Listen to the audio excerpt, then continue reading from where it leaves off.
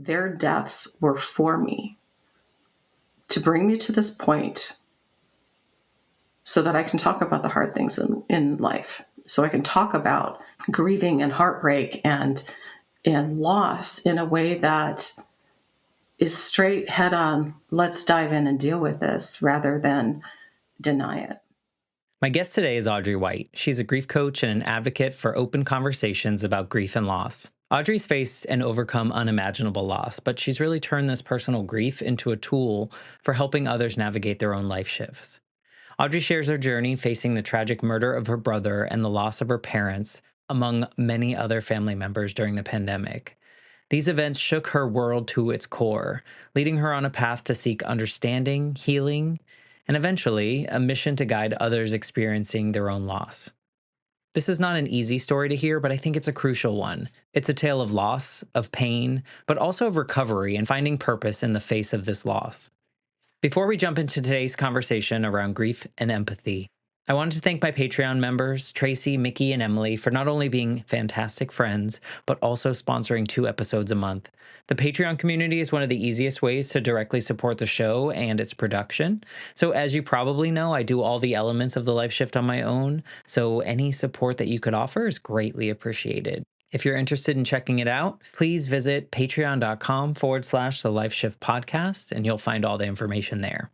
So without further ado, here's my conversation with Audrey White. I'm Matt Gilhooly, and this is The Life Shift, candid conversations about the pivotal moments that have changed lives forever.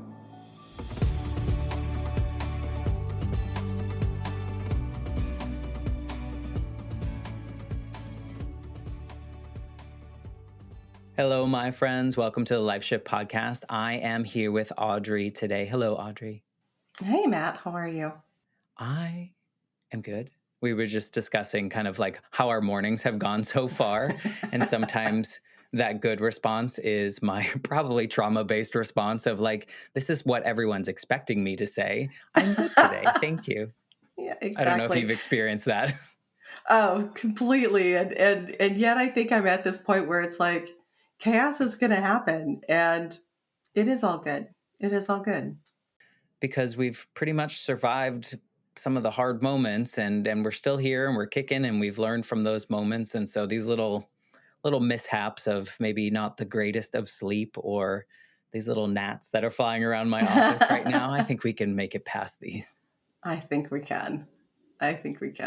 Well, thank you for wanting to be a part of this journey. We were talking before recording of how this journey is really informed by my own upbringing and the losses that I had and how I responded to those losses and my failure at grieving what someone might deem properly, but also my ability to reflect on those moments and be grateful for what I learned through that process. And so I know that your story is a really tough story, but it has brought you to who you are and what you are today and what you're doing for people. And I just am so grateful that you wanted to just be a part of this. So thank you before we even start. Thank you. It's an honor to be here and to, be a part of this community with you and your listeners where, we all are going to be touched by grief if we haven't already. In one way, shape, or form, we're all going to experience it. And I think it's so important to talk about it, to talk about each of our experiences, which are, it's this whole spectrum and of what it is for each of us. And it's all valid, because our grief and our experience is our own. And so this comparative stuff that we get into in this world, it doesn't serve us and it doesn't serve it. I think when we do that, we invalidate our own experience. And it's so important to go, all right, well, mine isn't like yours or yours or yours, but it's mine. And this is how I feel. And my feelings are valid. And it's so important to honor that. I agree. You know what? Someone told me recently on one of these conversations where he was telling me something very tragic that happened in his life. And I did the comparison thing like, oh gosh, I can't imagine. Yours is so much worse than my experience. And something he said really stuck with me. And he was like, you know what? We all kind of do that. But if you think about it, all of us are going through the worst moment we've ever experienced at that moment in time. So that's the worst moment. You can't imagine someone else's worst moment. You Yeah. know, your worst moment is your worst moment. It can't get any worse for you, right? And so it's hard to make those comparisons, but I like that he said that to me because it really makes me think, okay, well, you're right. That was my worst moment and that, that's as much as I can experience right now and handle right now. And so I thought that was really helpful, but to your point, I'm happy that maybe now people seem to be a little bit more comfortable sharing the messy parts of their lives or the hard parts or how they're feeling, like really feeling, and not just Yeah. like what they think everyone else wants them to hear, even though I said good when you asked how I was doing. I think, but Yeah. I think when people need to be vulnerable, I think I'm seeing more of that now. I don't know if you are as well, but I'm kind of hopeful. I am as well. I think there is this movement. I mean, thank you, Brene Brown, for talking about vulnerability and being brave, right? And really bringing that into the conversation, like everyday conversations that we have, bringing it into the workplace. And I'm hearing it more and more. Even from the CEO of my company, my day job company. Let me just put it that way. That it's like, how do you bring your best self to work? And I had another C level, one of our chief research officers, talking about his mom, and he teared up in front of everybody. And I'm like, isn't that beautiful? And I've made a point to say thank you for showing your humanity because, you know, I think every generation we build upon each other, right? And so there was a time when my parents' generation, it was everything was behind closed doors. Good Lord, you don't air your dirty laundry. And now it's not so much I don't think about airing dirty laundry. It's about here's what I'm struggling with. And realizing that no matter how the details of our life look, we're all struggling with something. We're all moving towards something. So we're doing the same thing. It just might look different. And I really believe it's that essence of healing ourselves so that we can heal our communities and the world at large. I mean, it just goes to the point that there's so much more we have in common than we Yes. have in our differences. And a lot of it is just a human experience. Like we're going to have all the emotions, and all of the emotions are valid and okay at any moment in time, and it's how you react with them and around them and acknowledge them in your life that makes them, makes you move through them and in an appropriate way that feels right for you and authentic. So I agree. Yeah. And I think it's that also that recognition that, for your listeners, like, oh, I'm not alone. And it's this feeling of like, I thought I was the only one. And I mean, I grew up like that, feeling like I was the Same. only one. And you start realizing like, oh, this isn't normal maybe, or this isn't nobody else is really having the same experience. So let's talk about it, Yeah, for sure. Speaking of, I love that segue that you created for us about talking about it because I love to get into kind of your story. But before you kind of paint the picture of your life leading up to the first significant pivotal shift in your life, maybe you can just kind of tell us who you are right now and what you do without giving away too much in your story. And then we'll have you paint the picture. Well, I'm truly committed to helping people through their grief, their trauma, their heartbreak, and paving a path to peace. I mean, that's if I can find peace in my life by the tools that I've learned through the Grief Coach Academy and through my support system, I know that it's my dedication to help others do the same. And, we talk about grief. Sometimes people just say, oh, well, it just takes time. Well, it does take time, but it also takes intention and it takes tools that we're not taught. And so I'm really committed to teaching people tools that they can, just practical tools that they can use to help them shift their mind, to shift their life, and really find some peace, find joy again, and find an excitement for living after some of the hardest moments of their lives. I think it's really helpful. Before we get into your story, it's just like when I was a kid, no one around me had the tools to help me after my mom died, and no one was helping them. And so it was just so much of my early, like those years closest to when my mother died, I look back on them and I feel like the people around me were just trying to make me happy, right? They were just trying to buy me things or take me out to eat or take me on vacation, or like if he's happy, then he's okay, which then as an individual, I absorbed as, oh, I need to prove to everyone that I'm Yes. okay and happy. So put on your mask and have a good time for the next couple decades before you figure this out for yourself. That's not the journey that you should be taking. So I love that you're helping people in their most vulnerable state, saying, "Hey, look, here's a bunch of tools. Try them. See which one works for you." And, and try to implement that.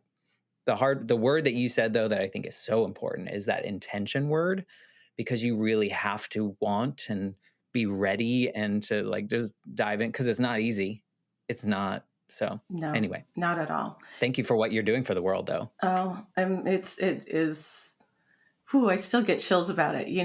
It's an honor, and it's. I truly believe that my purpose here is to serve, and this is how life has brought me to this point to serve. And the tools are for individuals. They're for therapists or anybody that's working with people that want to help people. So other coaches, just to have tools in your toolbox so that we can together, communally help more and more people in this world. Well, maybe you can kind of inform us how you got there, because I think your Yeah, story really plays, I mean, it plays a giant part, I would assume, in what you do now and why you're so passionate about doing it. absolutely. It's been interesting, the more podcasts I do and the more I really talk about this. One thing that's come up for me is realizing that even when I was a little kid, like I wanted to talk about the hard things. I came from a family that was very conservative and it was just that time, right? In the 70s where when I was born in the 60s, but growing up in the 70s where it's like you didn't talk about your stuff. And I'm like, but dad's an alcoholic and there's all this chaos going into my life. I want to talk about it. And I learned really quickly, as you did with your story, that we don't talk about that here. So I think that was always just a part of who I was in terms of I want to talk about the hard things. And then you kind of fast forward, and my first experience with knowing that I wanted to work with grief and loss was when my dad died in 2005. I wasn't ready for that loss. My kids were in they were growing up, they were young, and I was in my 30s and just felt like, oh gosh, I'm not ready to lose my parent yet. But in the moment when he was dying, had a brief illness, and my mom's falling apart, my brother's falling apart, all of this is going on. There was something that happened where I had told my mom, I said, Mom, death is just birth. And we know how to do birth. And this holding vigil and this is the pains of birth.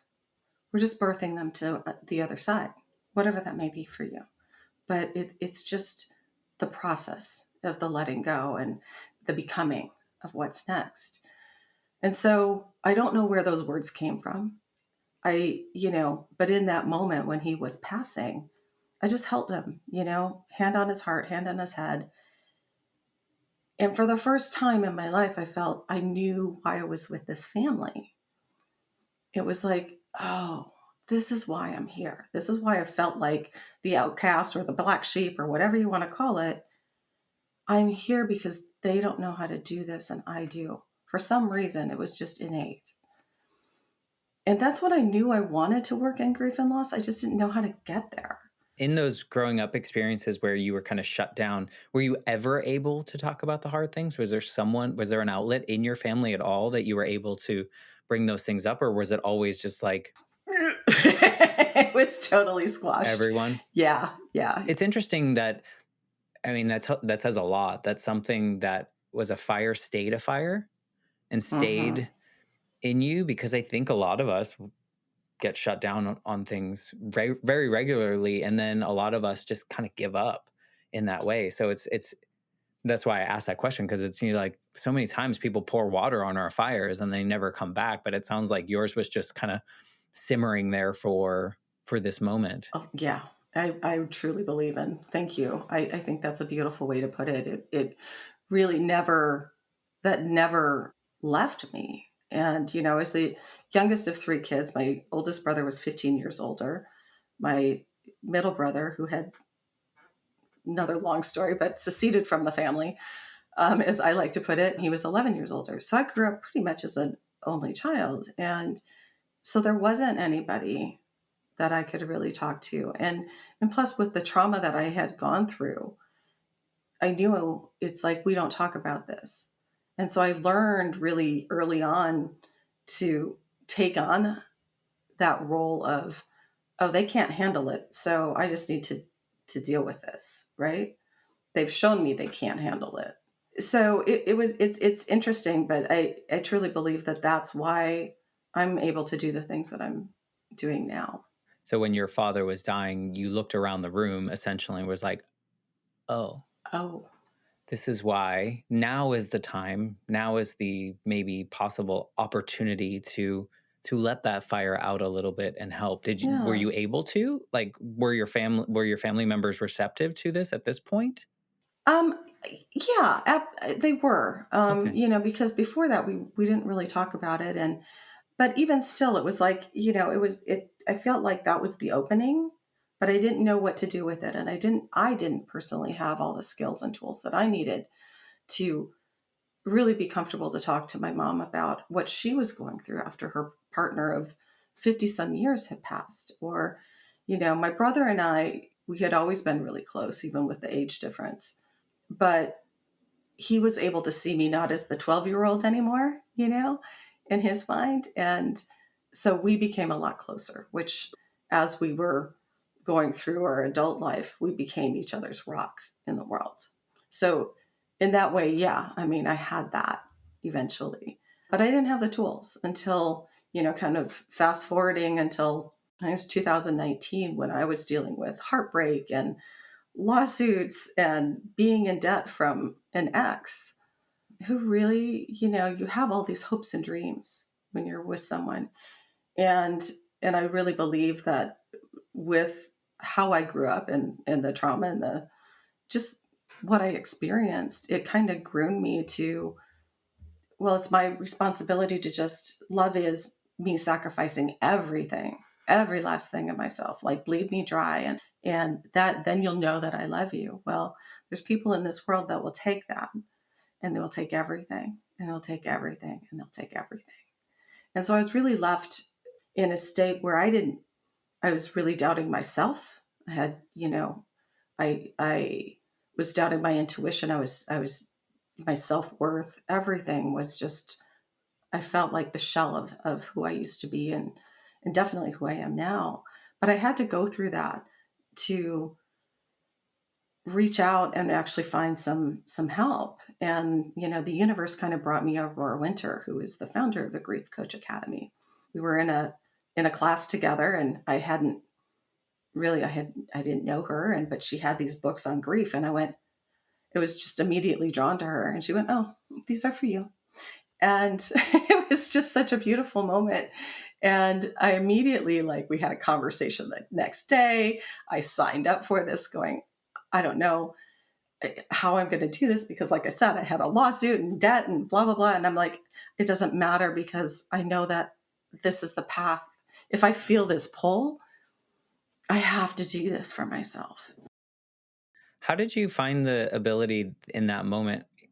I mean, I'm projecting here. I'm thinking of myself in a moment in which, I put this, I'm pretending to be you now. I put all this energy into this relationship and I pour my entire soul, I give everything up essentially in this way of like my being and trust in myself and those kind of things. Was there ever a moment in which you like resented the abilities that you had or like that fire did like, oh, see where you brought me, fire inside?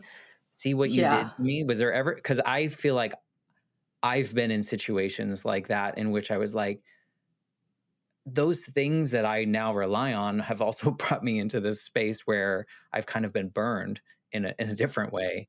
Did you ever have any of that like resentment of like the way that you felt, but also like it seems like not because you trusted yourself to go this other direction? Yeah. I mean, I think there was some, I think I think for me, the resentment comes from, or the thing I hate the most to hear, you're so strong. Hmm. Because it's like, I've had to be strong. I've had to be I didn't strong. choose to And be. I had to I didn't be. choose. Yeah, I had to be. And because I'm still here, we're still here.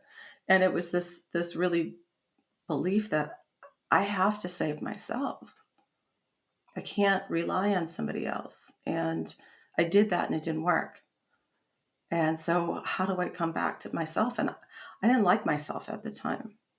I needed to like myself. And then I needed to love myself. Did you not like yourself because you looked at yourself or that awareness of like, I just gave up everything for this person. Why did I do that? Why did I do that? Yeah. Why did I think that Such that shame we put on ourselves. yeah, and that shame is so hard to crawl out of. It is so hard to crawl out of that. And when I met Aurora and we had the conversation the next day about here's what I'm going through and here's where I'm at, she gave me a sense of hope, you know?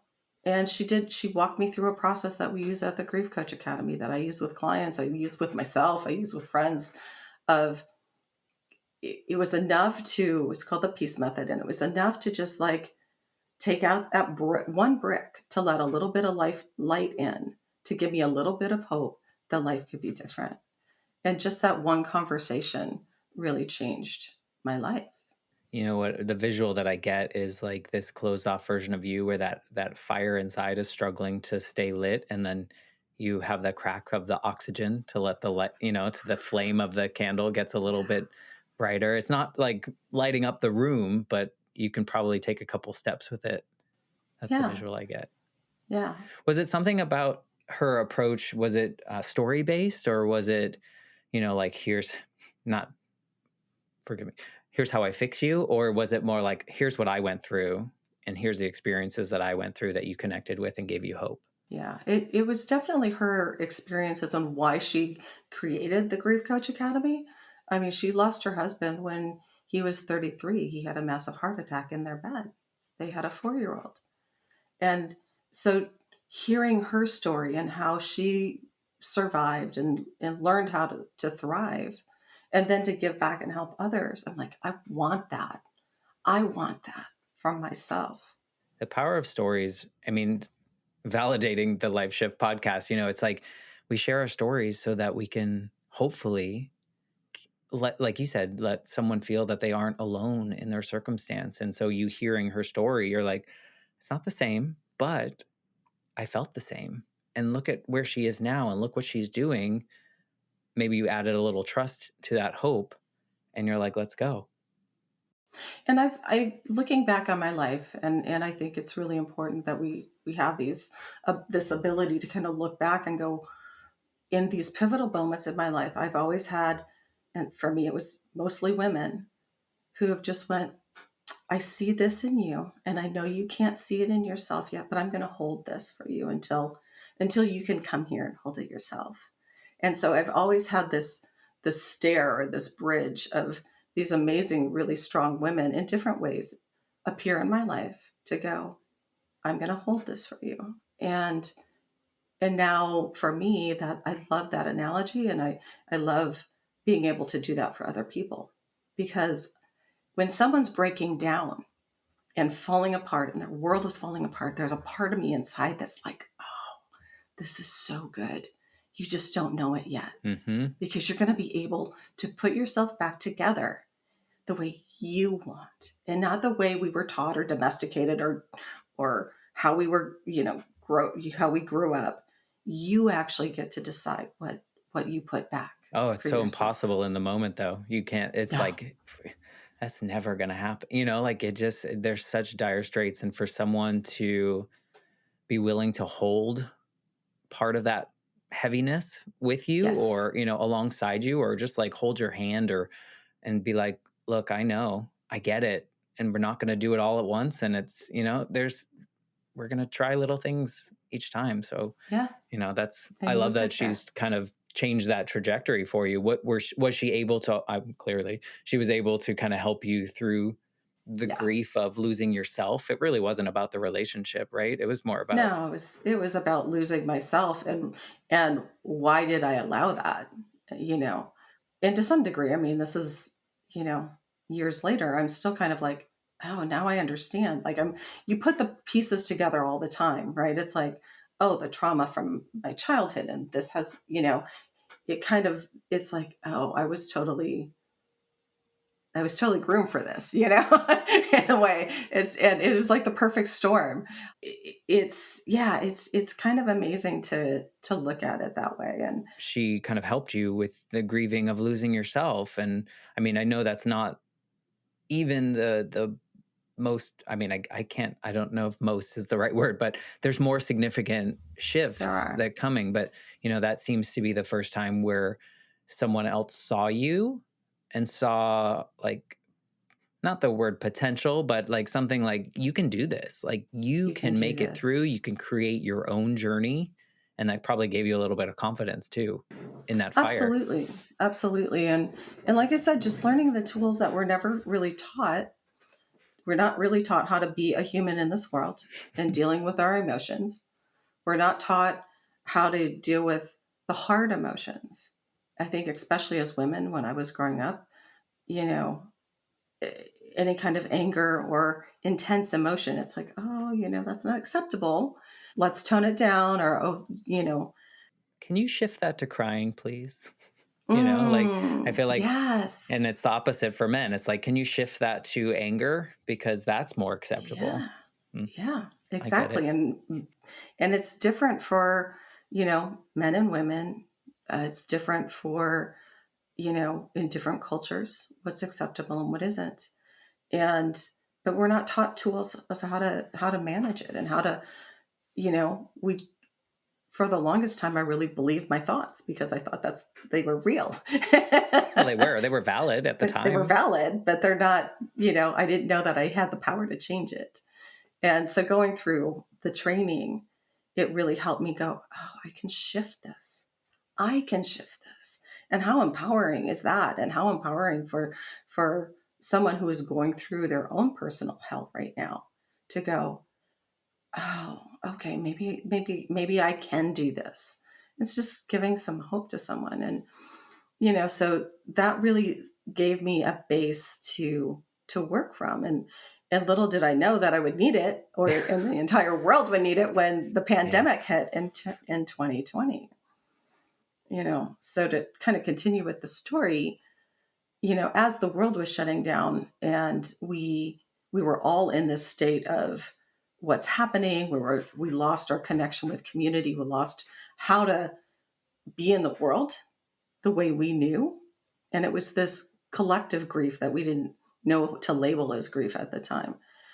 While that was going on, I was also losing family members left and right. I lost 8 family members in 2020. And it was preceded by my dog dying like the end of February, which ripped my heart out. And so it's just like, and then it was an uncle, or no, it was a cousin, and then an uncle, and then my cousin's wife, who I know just died from a broken heart. Mm, And it was another cousin, and then it was my aunt, and then 13 days later it was my mother, and 6 weeks later it was her last sister. mm. And we knew that all the sisters were going to go, like all us cousins were like, oh shit, it's going to happen, because they're not going to want to stay if they're not there together.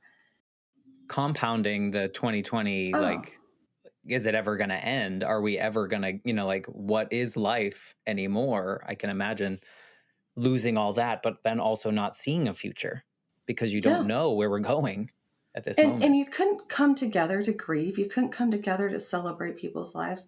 And the caveat to this is, and this little bubble that we had with my mom's death, is that even in the middle of COVID, we had an amazing death with her. The hospital just kind of, she ended up getting pneumonia and she couldn't swallow. And the hospital just kind of looked the other way and let my brother and I be in the room with her. And they shut the door and let us do our thing, which was amazing and lovely. And so it's in such contrast with what most people were dealing with in terms of death and loss and saying goodbye during COVID.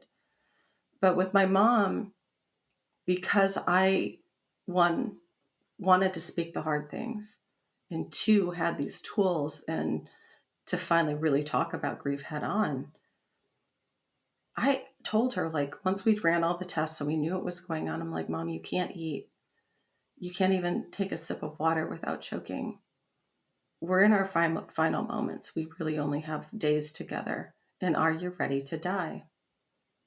And for her to go, yes. Oh, wow. She was like so excited about it. And so I'm like, well, all right, let's do this then. Yeah. And but there's such beauty in acknowledging what's happening. One, it gave me freedom to go, I'm going to follow her lead and what she needs because I'm going to be around when this is over and I will Right. deal with my own grief. Right. But what does my mom need in her final days? And for my mom to say, to embrace the last moments of her life so clearly and so head on, it was such a beautiful thing to see because we were able to talk about so much. I heard stories I had never heard before. We sang and we prayed and we laughed. There's so much laughter. And it was just really beautiful. It's such a different experience than the way most people go about death in our society, which is It's like not going to deny, happen. Right. deny, deny. Oh, and now that it did happen, are you over it yet? It's been a few weeks. Like, Yeah. Move you on. know, It's time to. yeah. Did you find that your experiences, like with your father passing, combined with your own losing yourself and then finding yourself again, do you feel that all those pieces together prepared you for Oh, facing this in a completely. like a I feels like it was in like a confident way, like, let's go. Like this is just another thing we're Let's going do to do this. together. Right. Right. And to be able to just, you know, go through this head on and not deny what was happening. We talked, my mom and I and my brother talked about our father's death, and how different it would have been if we would have known that he was dying. But the medical community didn't tell us. We didn't know, and I didn't have the awareness to really push it and ask. Do you think he would have faced it similarly to your mother, or do you think it would have been a different experience in that I think it moment? would have been a very different experience. Yeah. Yeah. I have a very like it feels very like I feel like I can relate so much to this experience with your mother. Have my mom died suddenly, so I didn't understand death. I didn't, I like went through all the motions with everyone else as this 8-year-old and didn't really understand that, and then totally just took 20 years to really grieve that. But when my grandmother, who became like my best friend, like the closest person ever to me and like a mother to me, when she was diagnosed with cancer, it was very similar. It was like, okay, we know there's a timeline. And when we Yeah. got really close to the end, when I could see that things were changing and she was changing and her mind was changing, I sat down, like everyone left. We had her last birthday party with her, and I sat down on her couch and I was like, I'm not leaving yet because we need to have the conversation that everyone regrets not having, because I don't want anything left unsaid. And we spent hours just like telling each other how much we loved each other and thanked each other for all these, like reminiscing and Yes. all that. And that allowed, I mean, she died a couple months later. I spent the last 96 hours of her life sitting by her side. But all the things that I wasn't able to do with my mom dying and all the things I was sad about growing up, I felt like now's my opportunity. Let's go. She wasn't like your mom Yes. and be like, let's go, but she knew and we knew. And I had to force that because I knew what it's like not doing that. And so I felt Right. so like grateful to watch, like you said, what did you say? It was like the birth, it's like a birth. It's birth. It was like I watched The Last Breath and I was just like, this is, Hmm. I call it devastatingly beautiful. Like it was just Yes. so beautiful to be there, even though your heart is falling into a million pieces. It's like, wow, like what an honor to be there in that moment. I don't know if you felt Yeah. similar at the very end, Uh, but Absolutely. It's this. exquisitely painful beauty Yeah. of being with someone during their last moments in this form, and knowing that it's really okay. They're okay. This is just a part of life. And we deny it so much and we fear it so much that when it comes, so many people don't know how to embrace it. And, for me to be able to embrace this with my mom and kind of pull my brother along with us on this I'm sure he's ride, grateful. Yeah. I think he was, it, what it did for me, even after my dad died, I tell everybody I love them. Like how I usually, even in my day job with my people that I work with, okay, I love you. And I'm like, oh, shit, it's just work. But It's it's okay. it's such a beautiful habit that I have of always wanting the people around me to know that I care about them, because we don't know what the next moment is going to bring. We truly don't. And I never want the people around me to ever doubt what I feel, or for them to not have heard it from me directly. Like, I love you, I value you, I appreciate you. Thank you so much for being in my life and what you give to me. So I totally make it awkward all the time. And it's a beautiful thing. Well, having that experience of having like it's weird to think about your experience with your mother passing and the things that you were able to do. And I say it's weird because society, like you point out, that's not like how most people kind of approach death. And it's important to point out that you can be multiple things at once. I'm sure you were so sad. I'm also sure there was a part of you that was happy that you had those moments, that you were there for that, and like you can have all those things at the same time, and that's okay. We don't have to be like broken and fall on the floor. We can walk out and do normal things still being sad, or still, like still holding all those pieces Yeah. together. It's like holding this dichotomy, right? Two opposing opposite beliefs all at the same time, and still being able to function and move forward in your life. It's the hardest things we're going to do, and yet it builds this ability and our belief in ourselves. It did for me to go, I can do hard things. In fact, that's what I'm built for better, for worse. Like we said, it's like, I hate the word, you're so strong, but life built me for this. And then, to kind of continue, because I wish I could say that was, But I mean, I'm sure the it taught end you of it. something. It put a for lack of a better term, another notch in your belt of tools and skills, which is feels weird to say, but there is a process and there is something that works for us. But Yeah. yeah, I know it's not the pinnacle moment that really shifted everything for you, but it No. it it certainly played a large role, it seems, because you were really able to do what sounds just so beautiful for Yeah. a devastating moment. Absolutely. And again, it was being able to, in that moment, talk about the hard things and go through the hard things head on, and not deny it, not push it away, but just embrace it. And I think when we can embrace the hard things in life, there's a gift there for each of us. When we can truly just, turn to the monster in our dreams and go, all right, what do you have for me? Because I'm tired of running. I'm tired of denying.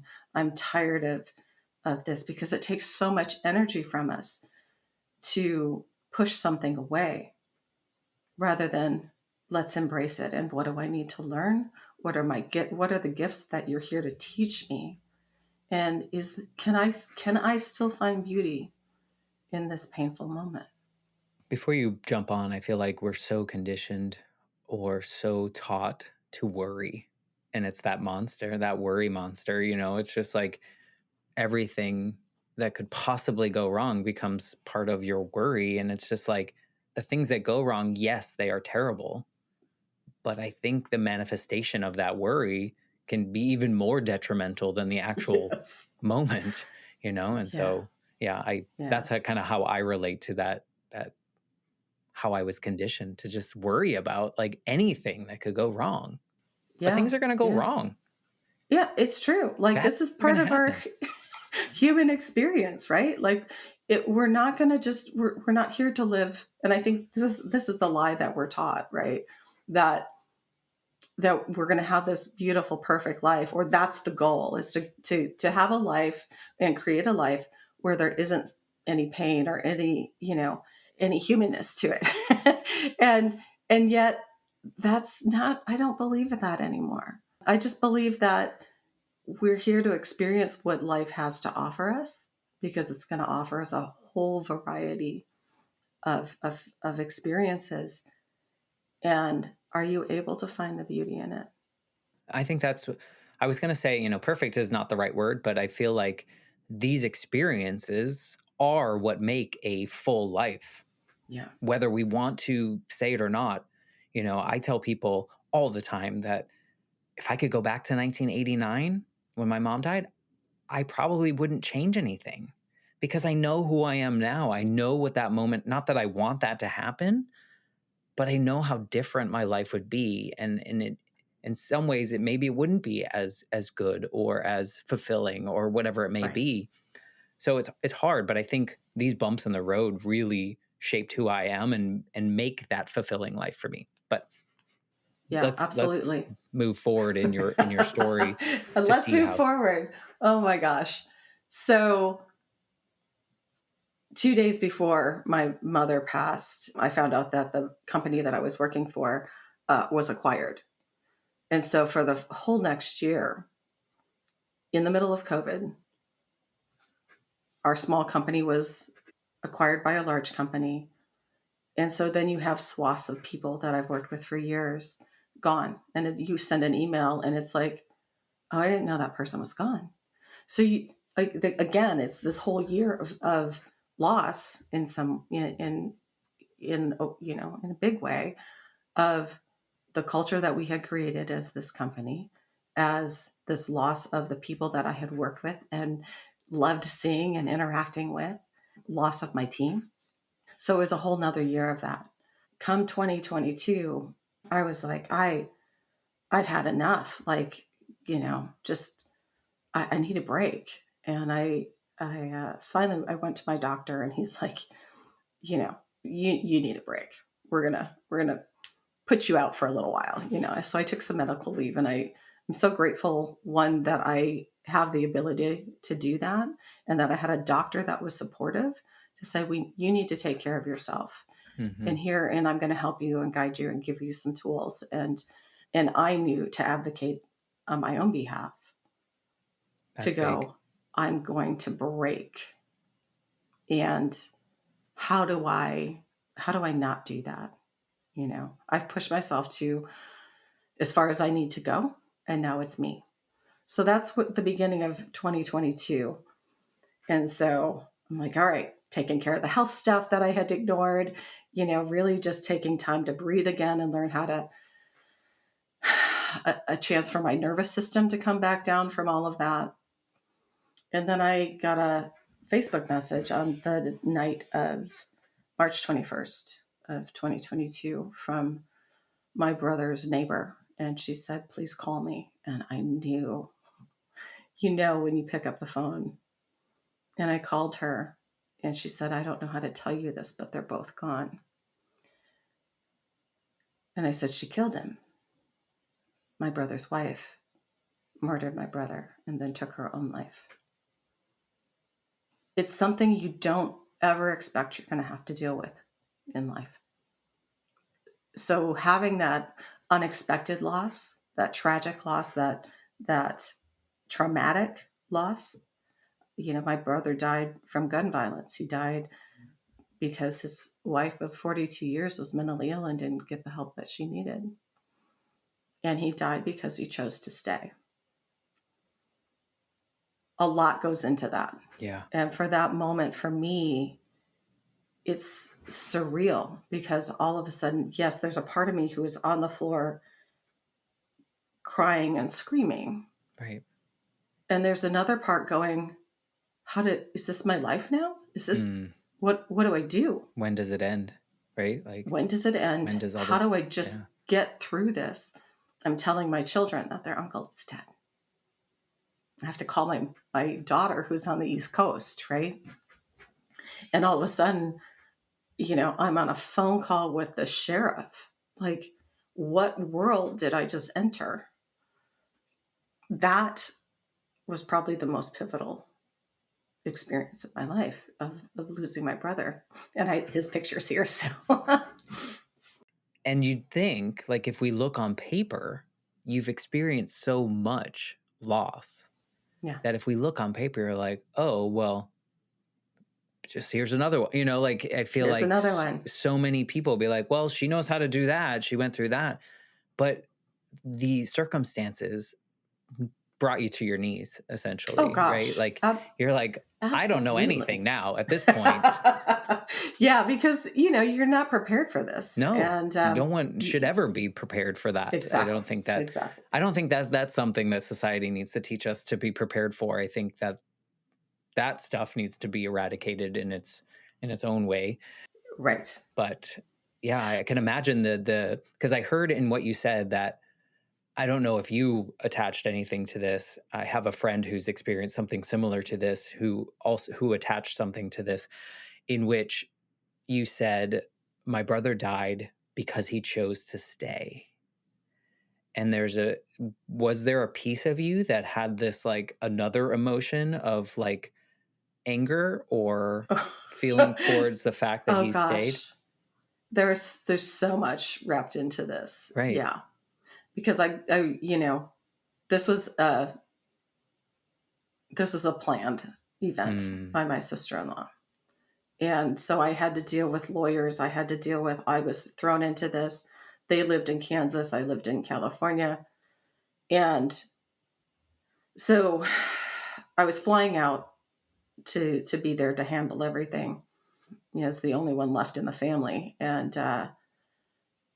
I knew, like, it was a very conscious thing to go, if I walk into that community that knew both of them, that didn't understand what was going on, if I walked in there holding this anger toward my sister-in-law, one, it wouldn't be how my brother would handle things.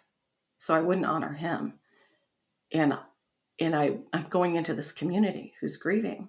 So it was a very conscious decision to go, okay, and what I know about anger and what my own personal belief is, if I am if I'm directing any negativity or anger at someone else, the only person it's going to hurt is me. It's not going to hurt her. She's dead. And even if she wasn't, it wouldn't hurt her. It's only going to destroy my life. right. And my thought process in that moment was, she's already taken everything from me. I'm not going to give her my life. I Mm. refuse to give her my life. So it really created this space for me to walk into that community and hold, one, tell the truth about what happened, but do so in a loving way that was that I knew would honor how my brother lived his life. And but I really had a hard time with this whole thing of, why didn't you leave? Why did you sacrifice your life? So angry at my brother. And that's where really the tools that I learned saved my life and saved my sanity. Because it's not the the But moment those are was, valid feelings. oh, It's not, and I think we sometimes pull on this absolutely. shame like, oh, this person has died. I cannot be angry with decisions because they're dead, and Oh your no. feelings were so valid. Yeah. And so I've had to work through a lot of anger on this, a lot of anger toward my sister-in-law for doing the things that she did, not just the murder and suicide, but also the legal mess that she had kind of put in motion before all of this. I had all of that to deal with. And the surprising thing was so much anger at my brother.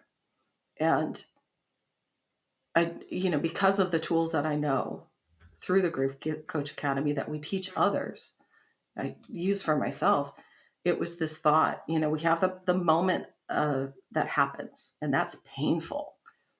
And then the suffering, and you alluded to this earlier, the suffering comes about from our thoughts because we relive it over and over and over. And that's every time we relive it over, we're traumatizing ourselves. We're bringing what happened in the past forward and we're recreating it. Our bodies don't know the difference between, is it happening now or did it happen then? If I'm thinking about it, I'm feeling it. So my body's going to react as if it's happening now. And I really had to work through the anger that I had. How did, because I mean, you've listed so many losses and so many big shifting pieces, even down to when you were a child and we're like, let's talk about the fact that this chaos is happening. No, and then your father dying and you finding that new little crack and all these other losses. How did this one change you? Because it sounds like you were building so much of your capabilities and finding yourself in all these moments. How did this one Hmm. change you? This one, there was a moment because I was still struggling with self worth. I really was, and belief in myself and my own worthiness and my own self love. When and I don't know exactly when this happened, but I remember the words in my head of, Audrey, get over this shit. You have things to do. Hmm. It was very clear of like, you're done with that now. Like, you don't have time to waste on this pity party that you're having for yourself. Yeah. Might be valid, but you don't have time to waste. Done. Things Over to it, do. done. And I have things to do because I had a community that was in crisis and in pain who were coming together in such a beautiful, loving way for me that I needed to show back up for myself and for them. Like, if I'm here to heal, and serve, which I truly believe, then how do I show up and heal and serve and honor my feelings, but also honor theirs? And, it was a very different thing. It really truly was this shift of like, stop thinking that you're not enough, Audrey. Stop thinking that you need one more degree or one more certification or one more whatever to validate I've been there. who you are in this world. Life has given you enough. And we all have that. We all have our stories and we all have our strength. And someone listening to this is going to realize that, oh, life brought me here. Hmm. This wasn't done to me, but it brought me here. And what are the strengths? What are the experiences that we've had, right?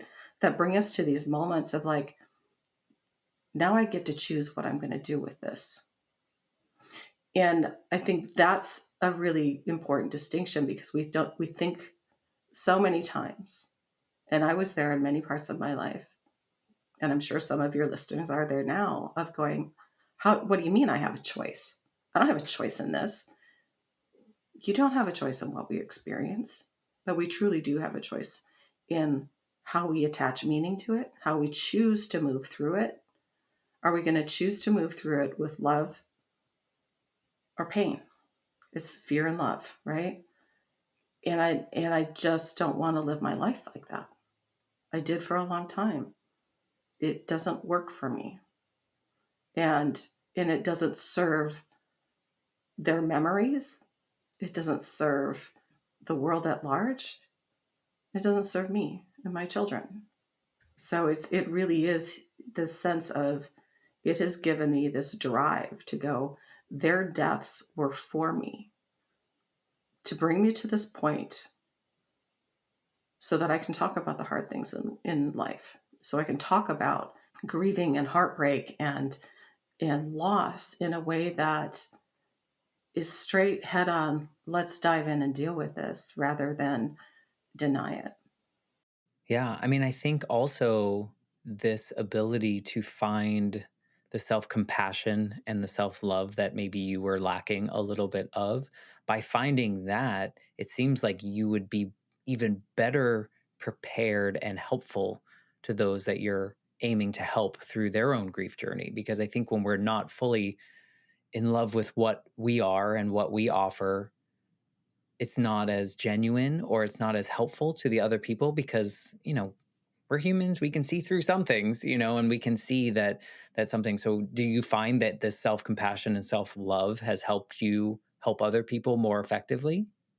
Oh, absolutely. Because I think until we can heal ourselves, we can't really help another, right? Well, we could if And we used a we, book we or we had like a I don't checklist. know, maybe, but even that is just so surface, Yeah, right? Like exactly. whatever, you're just here's a band-aid. I'm sure you hear from people that are in their grief journey wherever they are, and they're just like, "Tell me how to do it." And Yeah, it's like, well, I mean, I don't know if I can tell you exactly how you should do it because right. everyone's experience is different, but here's what worked for me or here's what worked for so and so. Is that what you guys kind of do? Absolutely, absolutely, because everybody's experience is different and valid, and no one grieves in the same way. You've got some people who just want to crawl in a hole. Some people who turn to drugs and alcohol or other destructive behaviors because they're just trying to get through their day. Other people who disconnect from the world. And I think I've done all of that, trying to get through all the things that I've had. And what truly has helped me is having someone there as a guide and having this community of people who have gone through the Grief Coach Academy in my cohort and everybody else, and having Aurora there to go, let me walk with you. Like, I can't take this on. No one can take on your own healing, but I can walk with you through it. And I can hold the hope for you because if I can get through what I've gotten through, I know you can get through what you have. And I'm here to help you love yourself. I'm here to help you, you know, really look at what kind of life do you want to create and what's going to best serve you.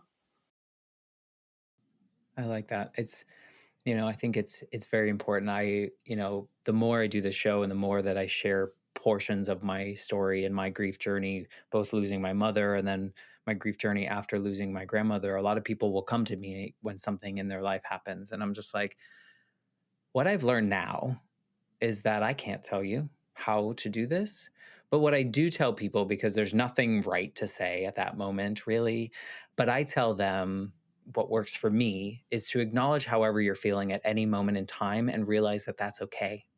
That, Yeah. you know, you can both be sad, but also find something funny on TV. And you shouldn't take shame because you laughed so soon after so and so died, or, and just to acknowledge those feelings and be okay with them for however long they need to be there, and, Yeah. and that acknowledgement for me has helped me move through them, right? Because I detach the shame, I detach those pieces. And so people come to me, I'm like, I don't have the rules for you, but I will be here.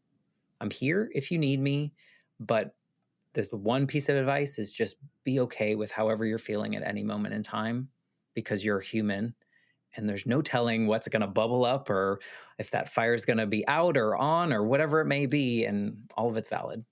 It's all valid. And it's so important to, you know, acknowledge where we're at and accept it, but also to express all of our emotions. And this is part of the peace method that I use and we teach, and can really help others, is that idea of really expressing our emotions. Like when I was going through dealing with that thought about my brother, it was like I needed to fully feel and express everything, and all the anger that I had, I couldn't get to like accepting it until I had expressed it all.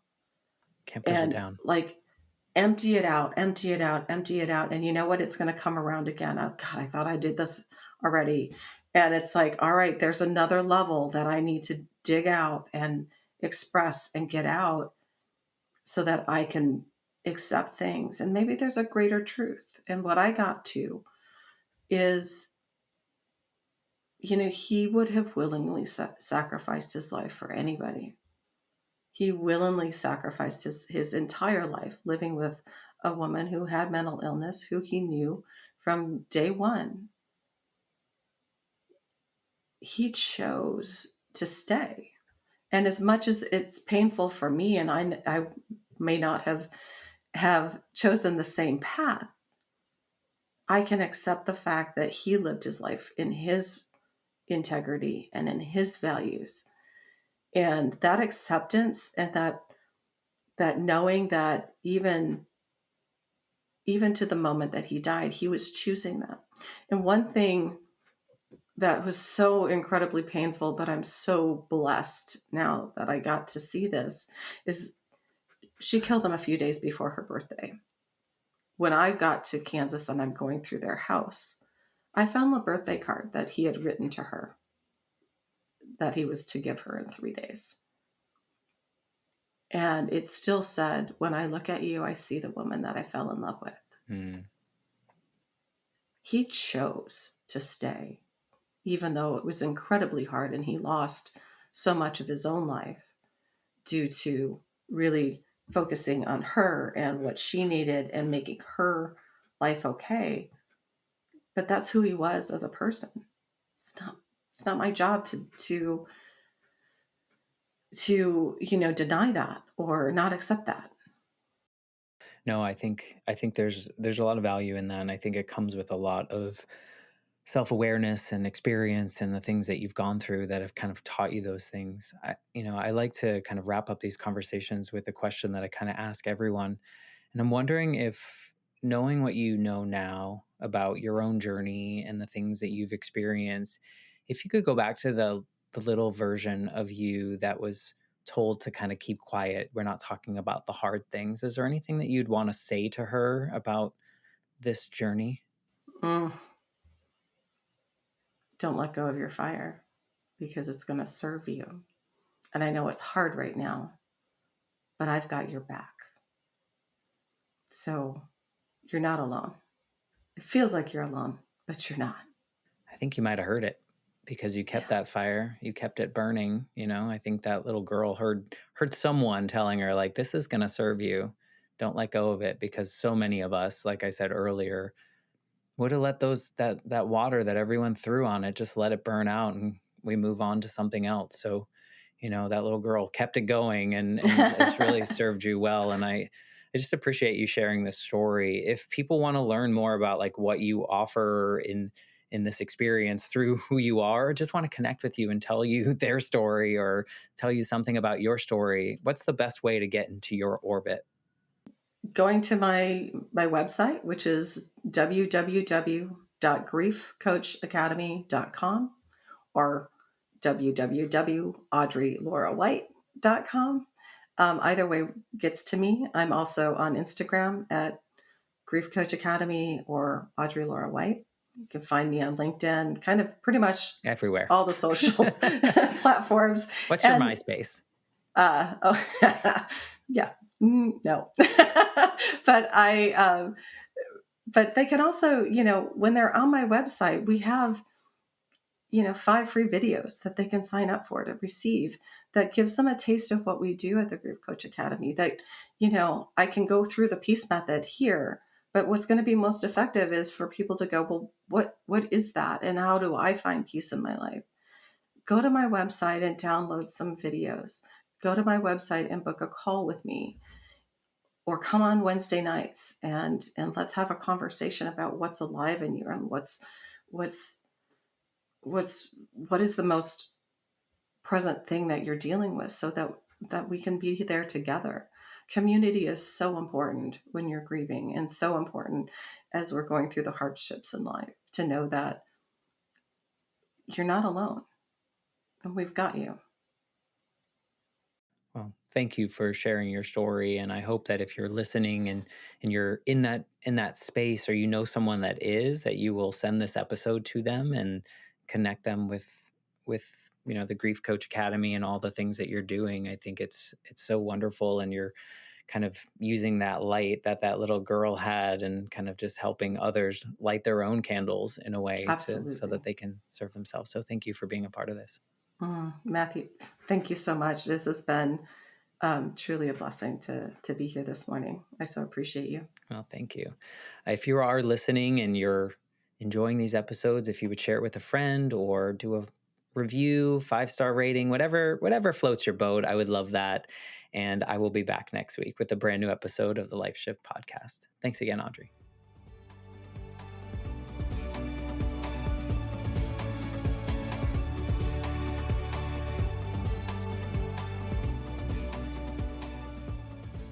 For more information, please visit www.thelifeshiftpodcast.com.